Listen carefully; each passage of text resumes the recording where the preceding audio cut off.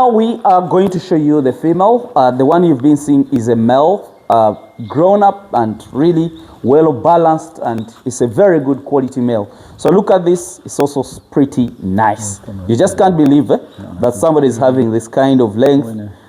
Look at the head itself. So Jerry, we also want you to tell us about this goat because we need to see it. Okay, this goat is fully grown. She's already 5.5 years old. Okay. Yeah, let's see what she's weighing, but she's like past her prime. Yeah. She still has like another 5 years of breeding, but her prime, she's past her prime. She's already 5.5 years old. Jerry, just excuse me, did you hear what he said? This goat is around 5 years, you get it? But still has other 5 years. That's around 10 years. And most of you people have been complaining about, I don't buy an old goat, I have to buy a goat that is below 1 year, you know. This goat, that means this goat is productive for almost 10 or 8 years to be really serious productive. So this goat has given him a lot of money, you get it? So what am I trying to explain to you is that even if you buy a goat of 2 years, it's very okay. 4 years is still okay, because by the time it makes 10 or 8 years, it has already given you the money. Let's put on this guy and we see the weight of this animal. Can I just add to what you've just said? Yes. This goat, if you take care of the goats, they will, you know, we have goats kidding now, they are 13 years old. They are still kidding. 13 years? 13 years, but you have to take very good care of them. You can't expect them to breed up to this age if you do not take care of them. Feed them well, you know, these goats get pampered because they are some of our top breeding goats.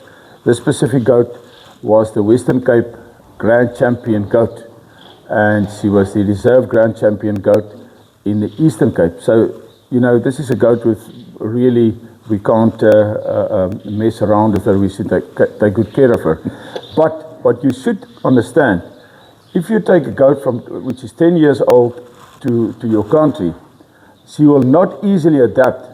Older people or older animals do not adapt that easily. So I will never recommend that you take a goat this age to any new environment. It's hard for her to adapt. But in this country, she's doing well because she's obviously used to these conditions. But I would not recommend that you take a goat this old overseas and try to adapt her. Yeah. It's hard to adapt. Even for people, it's hard to adapt. Even putting it in the crates. This is a lot. Even putting it in a crate and you're taking it to your country. Yeah, it is also going to cost you a lot in freight, obviously. That's the truth. Let's put on. So my cameraman, I want you to come and check the weight of this animal. I just can't believe. She's just more than 100 kilograms. 101 kilos, live weight. Have you seen what I always tell you? Me, Jerry, in what I knew that the bigger female goats can go up to 80 kgs. But this has disproved all of us, and most of the people say that goats can go only for 50 kilos. But in our local goats, none of them can go beyond 60 kgs. So do you guys see the difference why we always tell you that, guys, go for hybrid goats? Some of you, I know you have attachment to the local goats, but they are not making money. You get it? But look at that kind of animal. I think it definitely explains what they call the difference between the local and hybrid animals. We know that you have attachment to the animals, but are you looking at money? Me, Amil, and BGM, and other breeders, they are definitely looking at how much money can you get there, what is the growth rate, what is the maximum maturity weight of an animal. It's what makes a lot of sense. So basically, he has told you that a goat can even stay more than 10 years. But remember, I've been always telling you that shipping fever is quite a strong challenge. You get it? If you shift an animal from here to another place, it's quite challenging. Not only us, but even them. It's about the stress. It's about stress, yes. And you can imagine when she arrives on the other side, everything is different. Yeah. The feed, the environment, the climate, even the people handling her, and even the languages that you will use overseas. It is completely, these are intelligent animals, guys.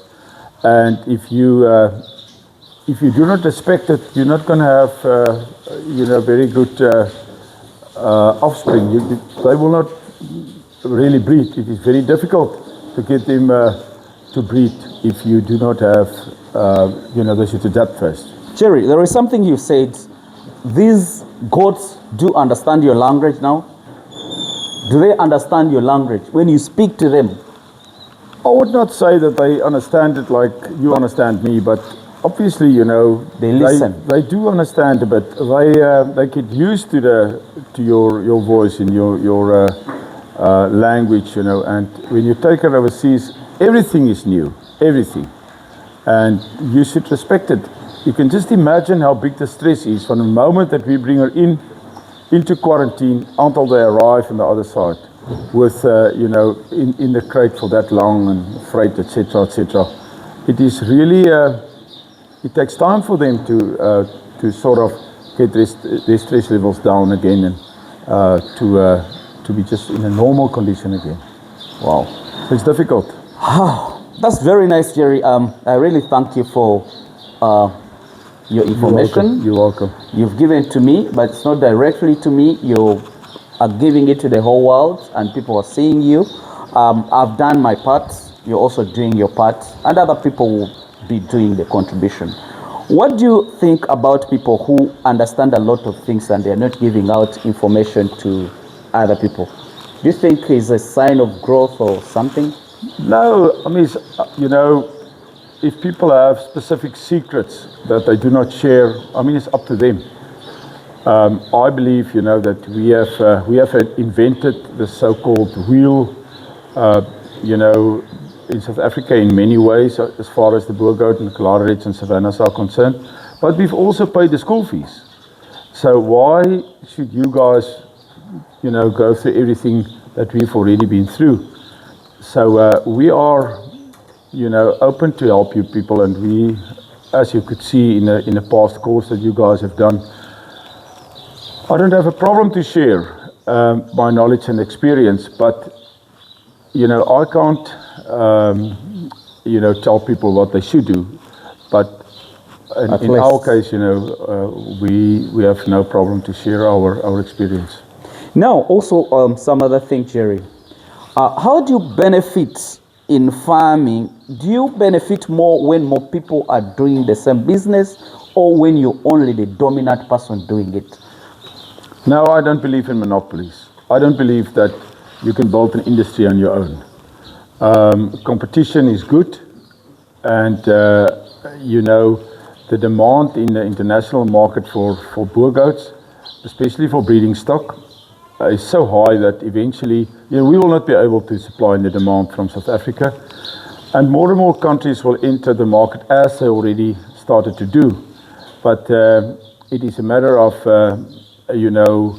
there is no ways. There's not enough goats in South Africa. I've seen somebody this morning from Somalia. I think we don't even have 3 million in this country. I think they've got something like 30 million goats. So can you imagine, the very big market that only from Somalia. But if you go to other countries like in the East and the Middle East, it is just unbelievable. There's not enough goats in the world.